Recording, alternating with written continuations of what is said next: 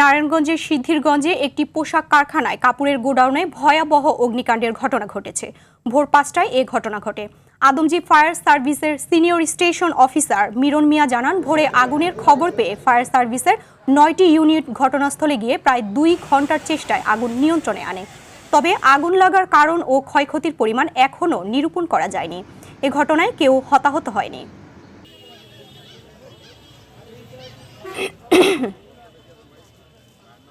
আমরা আগুন নিয়ন্ত্রণে দিয়েছি, আগুন আর বাড়ার সম্ভাবনা নেই। তবে অগ্নি নির্বাপন করতে অনেক সময় লাগতে পারে। আমরা কাজ করে যাচ্ছি। আর এ পর্যন্ত আমরা আহত বা নিহতের কোনো খবর পাইনি।